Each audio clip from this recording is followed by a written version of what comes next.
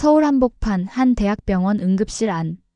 울먹이며 병원 관계자에게 항의하는 외국인 여성이 있었어요. 손엔 한 통의 진료비 내역서, 다른 손엔 산소호흡기에 의지한 어린 남자아이의 손을 꼭 쥐고 있었죠. 이건 무슨 실수죠?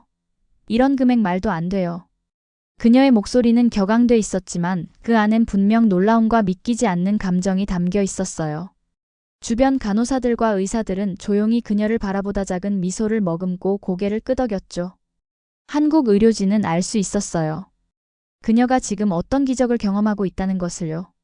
그녀는 바로 이탈리아에서 온 엄마 엘레나였어요. 이탈리아에서도 손꼽히는 도시 나폴리 출신의 평범한 엄마였던 그녀. 그러나 지금 그녀는 낯선 한국 땅에서 믿을 수 없는 현실을 마주하고 있었던 겁니다. 그리고 그 이야기는 몇 년 전 이탈리아 남부의 작은 마을에서 시작됐어요. 이탈리아 북부 밀라노의 한 병원. 차가운 대리석 바닥 위에 초조하게 서 있는 한 여인이 있었습니다. 그녀의 눈엔 지친 기색과 함께 두려움이 서려 있었죠. 그 손엔 병원비 내역서가 쥐어져 있었고 다른 손엔 의식 없는 어린 딸의 작은 손이 잡혀 있었어요.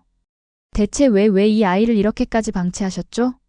한 한국인 의료진의 말에 여인은 당황한 표정으로 고개를 들었습니다. 이탈리아에서 시작된 그녀의 여정은 곧 한국으로 이어지며 상상하지 못한 반전을 만들어내는데 지금부터 아이와 함께 한국 병원에 오게 된 이탈리아 엄마. 그녀의 이름은 안젤라. 이탈리아 밀라노에서 간호사로 일하다 출산을 위해 직장을 그만두고 육아에 전념해왔던 평범한 엄마였습니다. 딸 소피아는 태어날 때부터 작고 연약했지만 안젤라 부부에게는 세상의 전부였죠. 하지만 소피아가 생후 7개월 무렵부터 고열과 경련을 반복하며 병원을 찾게 되었고 의사들은 희귀한 신장 질환을 의심하며 정밀 검사를 권유했습니다. 검사 결과는 충격적이었어요. 소피아의 신장 기능은 이미 절반 이상 손상돼 있었고 빠르게 조치하지 않으면 생명이 위험하다는 소견이 나왔습니다. 안젤라는 곧바로 남편과 함께 이탈리아 전역의 대학병원과 전문의들을 찾아다녔어요. 그러나 돌아오는 말은 늘 같았습니다. 어렵습니다. 신장이 너무 작아서 이식도 불가능하고 치료 반응도 기대하기 어렵습니다. 남편은 철야 근무를 마다하지 않았고 안젤라는 딸과 함께 병원에서 지내며 하루하루를 버텼죠. 하지만 그 과정에서 삶의 균형은 완전히 무너졌습니다. 경제적 여유가 있던 가정은 아니었기에 수천 유로에 달하는 병원비와 약값은 안젤라 가족을 서서히 짓눌렀습니다. 결국 남편은 과로로 쓰러져 병원에 입원했고 소피아는 중환자실로 옮겨졌으며 안젤라는 밀린 병원비 고지서를 들고 홀로 병원 바닥에 주저앉게 되었던 거예요. 정말 아무런 희망이 없는 걸까요? 안젤라의 속삭임은 마치 이탈리아의 하늘 아래 묻혀버린 작은 절규 같았습니다. 안젤라는 그날 밤 인터넷을 붙잡고 밤새 검색을 이어갔어요. 유럽 내에서는 해결 방안이 없다는 걸 알고 있었지만 그래도 무언가 다른 가능성이 있지는 않을까 싶었죠. 그러다 우연히 접한 블로그 하나. 한국에서 희귀병을 치료한 후기라는 제목이 그녀의 시선을 끌었습니다. 그녀는 처음엔 믿지 않았어요. 한국? 아시아? 전쟁과 분단의 나라?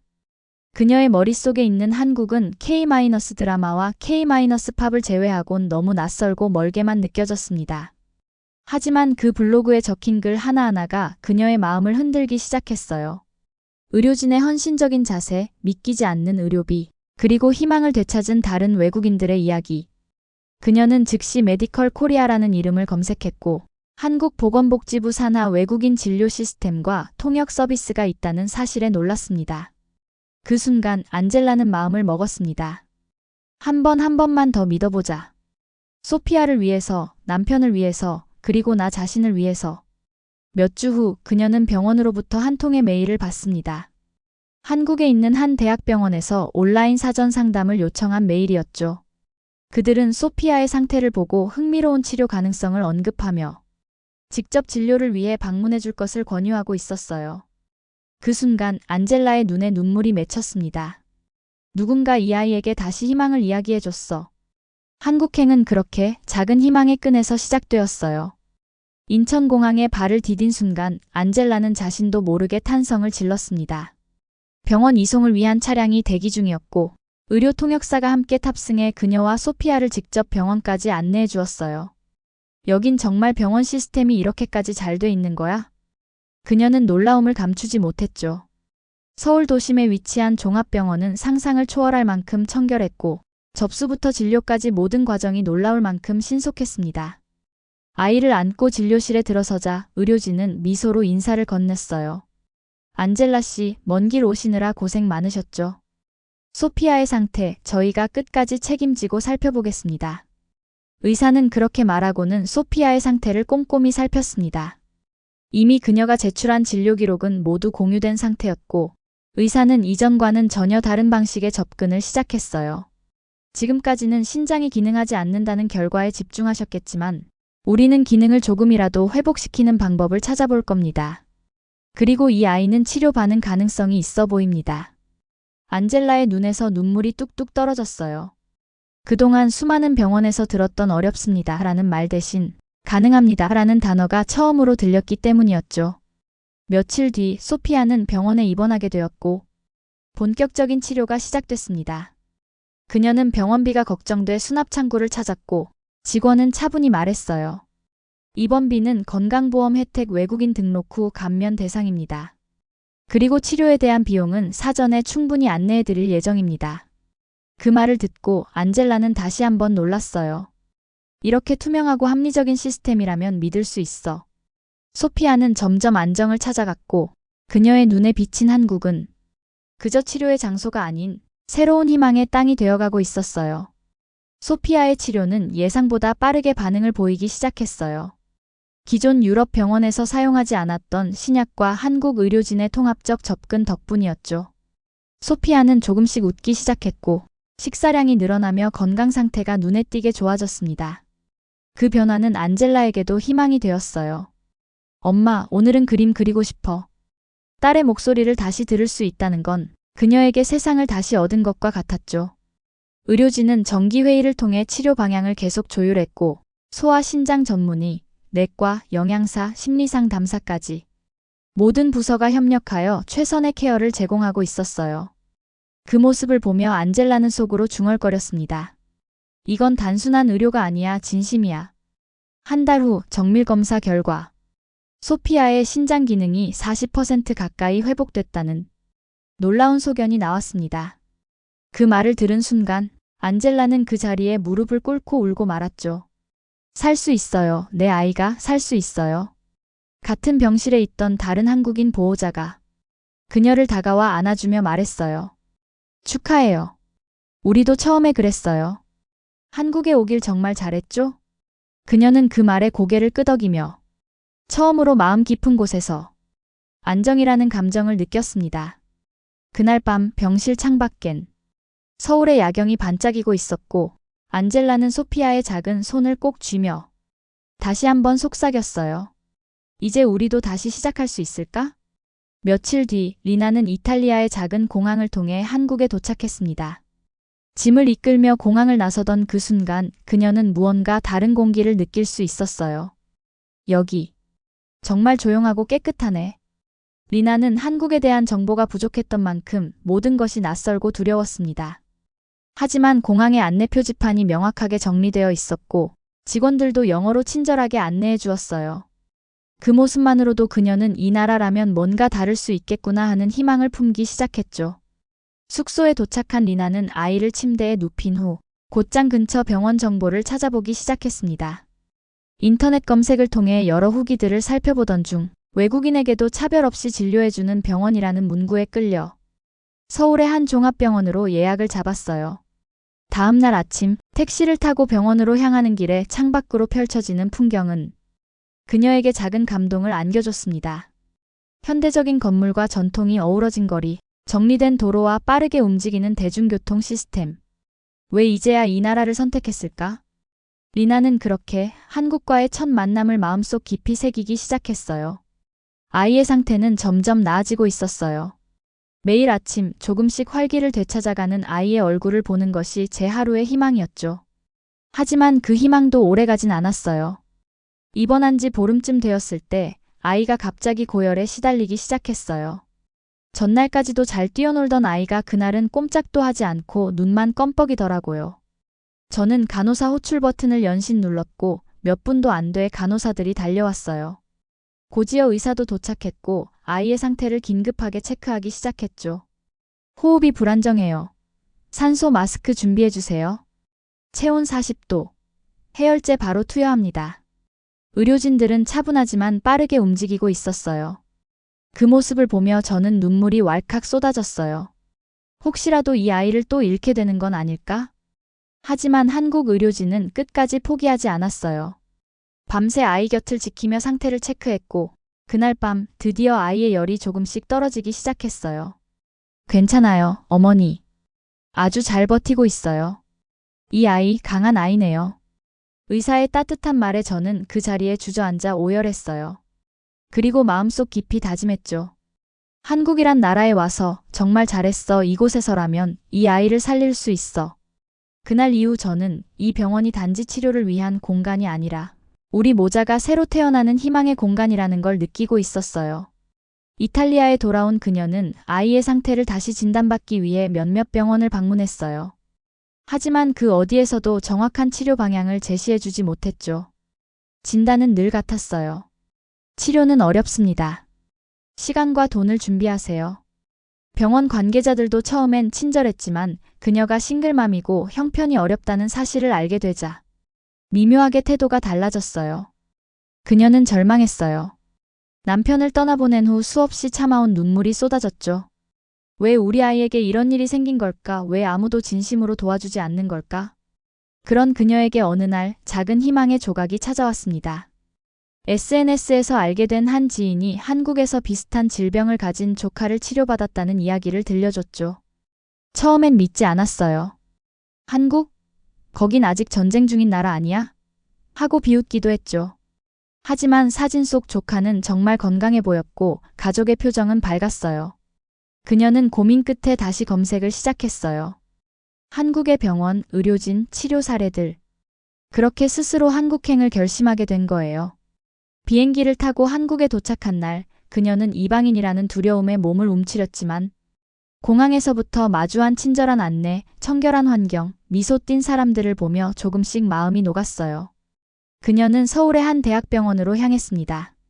아이가 태어난 이래로 처음 받는 체계적인 검사, 아이의 눈에 띄는 변화, 그리고 무엇보다 의료진의 말에서 느껴지는 진심은 그녀를 울게 만들었어요. 이제야 정말 사람다운 대접을 받는 것 같아요. 치료는 빠르게 진행됐고 아이는 예전보다 훨씬 더 건강해졌습니다. 매일매일 컨디션이 좋아지고 아이의 웃음이 커져갔죠. 이전에는 한 번도 없었던 일이었어요. 엄마 여기 좋아요. 그 한마디에 그녀는 밤새 눈물을 흘렸습니다. 그동안 견뎌온 고통, 외로움, 두려움이 모두 허물어졌죠. 그리고 그녀는 결심했어요. 이곳에서 다시 시작하자. 아이의 삶을 위해, 나의 삶을 위해. 한국이라는 나라는 그녀에게 단순한 의료 시스템 이상의 것을 안겨주고 있었어요. 그건 바로 희망이었어요. 며칠 뒤 병원에서는 다시 한번 아이의 상태를 정밀하게 검진하기로 했습니다. 의사는 아이가 놀라울 정도로 빠르게 회복하고 있다며 고개를 갸우뚱했죠. 이렇게 빠르게 반응하는 경우는 드뭅니다. 마치 몸이 이 치료를 기다렸다는 듯이요. 의사의 말에 저는 눈시울이 붉어졌어요.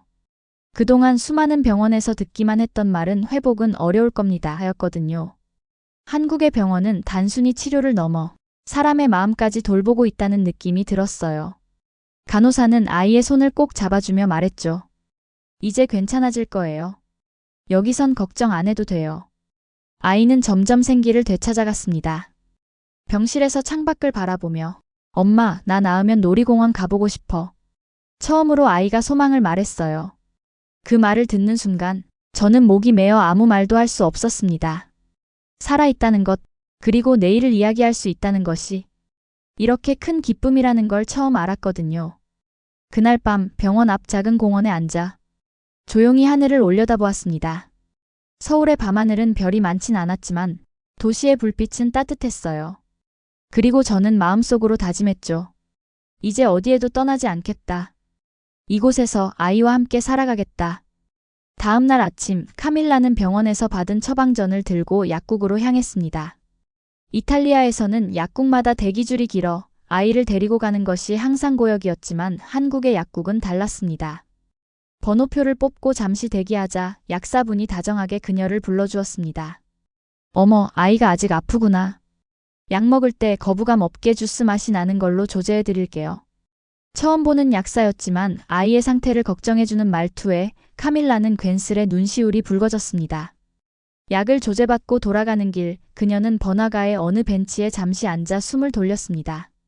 그때 아이가 물었어요. 엄마, 왜 한국 사람들은 다 친절해? 카밀라는 웃으며 아이를 꼭 안아주었습니다. 엄마도 잘 모르겠어. 그런데 이 나라 사람들은 마음이 따뜻한 것 같아. 그 순간 벤치 옆에 있던 노부부가 다가왔습니다. 노부부는 아이를 보며 과일 하나를 내밀며 말했습니다. 건강하게 자라렴. 너희가 여기 와줘서 고마워. 그 말에 카밀라는 말없이 고개를 숙였습니다. 눈물이 뺨을 타고 조용히 흘렀습니다. 이 작은 순간들이 쌓여 그녀의 마음은 점점 한국이라는 나라에 녹아들고 있었던 거죠. 그날 밤 카밀라는 숙소에서 혼자 작은 일기를 썼습니다. 오늘 아이가 웃었다. 병원에서 나온 뒤 처음으로 환하게 웃었다. 오늘 한국이라는 나라에 또 한 번 고마워졌다. 그녀는 책상 위 작은 국기 스티커를 꺼냈습니다. 아이와 함께 세계 여러 나라를 다니며 모은 국기들. 프랑스, 스위스, 독일, 이탈리아. 그리고 오늘 처음으로 한국에 태극기를 붙였습니다. 여긴 우리에게 희망을 준 나라야. 아이도 함께 웃으며 고개를 끄덕였어요. 그럼 여기 오래 살면 안 돼? 카밀라는 대답 대신 아이의 이마에 조용히 입을 맞추었습니다. 그 대답은 아이에게도 충분히 전해졌을 거예요. 그날 이후 나는 마음속으로 결심하고 있었어요. 이탈리아로 돌아가는 건 이제 불가능하다고. 아이에게 진짜 삶을 주고 싶다면 지금 이 땅에서 모든 걸 시작해야 한다고요. 며칠 뒤 나는 아이와 함께 산책을 나갔어요. 병원 근처 공원에는 벚꽃이 만개해 있었고 아이도 모처럼 활짝 웃고 있었죠. 엄마, 여기 너무 예뻐. 우리 매일 여기 와도 돼? 그 말 한마디에 나는 목이 메어 아무 대답도 할 수 없었어요. 아이의 작은 손이 내 손을 꼭 잡고 있었고 그 따뜻함이 가슴 깊이 스며들고 있었어요. 그날 밤 숙소에 돌아온 나는 노트북을 켜고 한국 정착 방법을 검색하기 시작했어요. 외국인 등록, 장기 체류 비자, 아이 학교 문제. 정말 처음 접하는 것들이 많았지만 왠지 모르게 두렵지 않았어요. 그건 아마도 지금 내가 서 있는 이 땅이 처음으로 희망을 준 곳이었기 때문일 거예요. 며칠 뒤 나는 한국 친구와 함께 시청에 가서 여러 가지 절차를 밟았고 그 과정에서 또 한 번 감동을 받았죠. 직원들은 너무도 친절했고 내가 서툰 한국어를 사용해도 끝까지 들어줬어요. 심지어 어떤 분은 엄마도 아이도 꼭 행복해지셨으면 좋겠어요. 하며 따뜻한 미소를 지어주셨어요. 그 순간 나는 한국이라는 나라의 진짜 모습을 본 것 같았어요. 이 나라는 그저 경제 발전을 이룬 나라가 아니었어요. 사람 하나하나가 진심으로 누군가의 삶을 응원하는 나라였어요. 그리고 나도 그 마음 안에서 살아가고 싶었죠. 아이의 병이 완치되었다는 소식을 들은 날, 우리는 작게나마 축하 파티를 열었어요. 작은 케이크와 초 하나, 그리고 아이가 직접 만든 카드가 있었죠. 엄마, 여기서 살면 안 돼? 우리 매일 여기서 웃으면서 살면 안 돼요? 나는 조용히 고개를 끄덕였어요. 그래. 우리 여기서 살자. 너도 엄마도 이제 웃으면서 살아보자. 그날 밤 나는 창밖을 오래 바라봤어요. 서울의 야경은 너무나 아름다웠고 그 불빛 하나하나가 우리에게 괜찮다고 말해주는 것 같았어요. 그렇게 우리는 한국에서의 새로운 삶을 시작하게 되었어요. 그리고 그 시작은 내 인생에서 가장 용기 있었던 선택이었어요. 의사는 조용히 자리에서 일어나 아이가 자고 있는 병실창 너머를 바라보며 말했어요. 사실 이 아이는 저희 병원에서도 의학적으로 가능한 모든 수치를 벗어난 회복력을 보였습니다. 카를라는 조심스럽게 되물었어요. 그게 무슨 뜻이죠? 의사는 고개를 끄덕이며 말을 이었죠. 처음 진단 당시 솔직히 말해 희망적인 상황은 아니었습니다. 하지만 치료를 시작하고 나서부터 아이의 수치가 매일같이 좋아지고 있었어요. 이 정도 속도로 회복하는 경우는 정말 보기 드뭅니다. 카를라는 입술을 꼭 다물며 아이의 얼굴을 바라봤습니다. 그 조그만 손가락이 살며시 이불 위에서 움직이고 있었어요. 어쩌면 의사가 잠시 말을 멈췄습니다.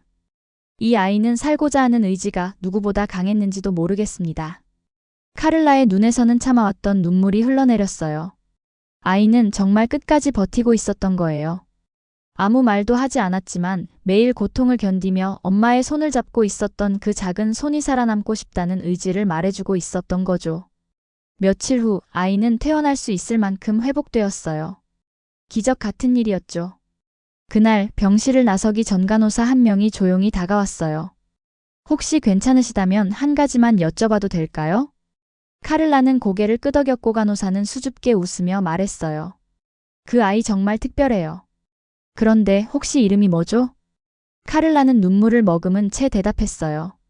루카예요. 제 아들의 이름은 루카입니다. 간호사는 환하게 웃으며 말했죠. 루카 이름도 참 따뜻하네요. 왠지 그 이름처럼 이 아이는 앞으로 더 많은 사람들에게 희망을 주는 아이가 될 것 같아요.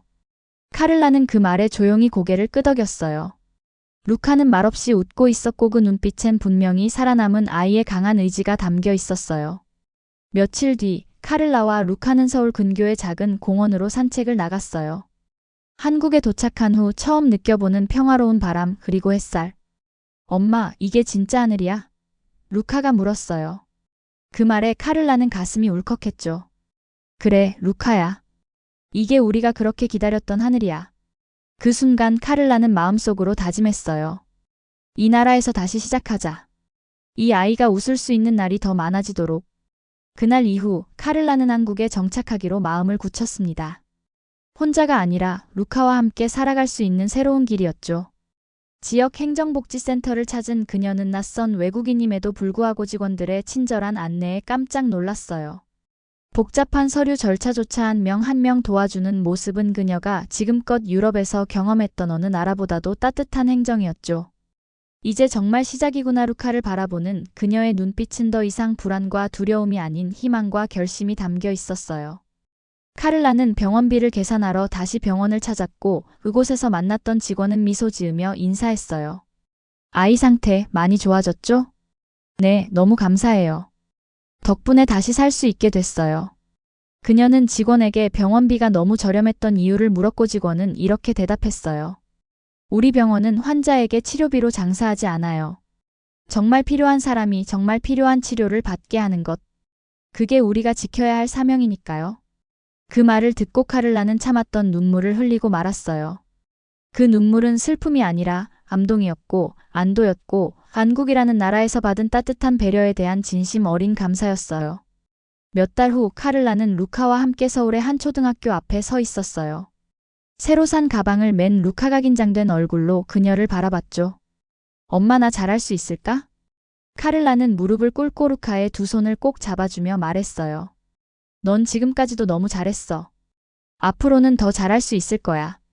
왜냐면 넌 내 아들이니까. 그날 학교에서 돌아온 루카는 활짝 웃으며 말했어요. 엄마, 친구가 생겼어. 이름은 지훈이야. 나랑 축구도 했어. 그 말에 카를라는 고개를 끄덕이며 눈시울을 붉혔죠.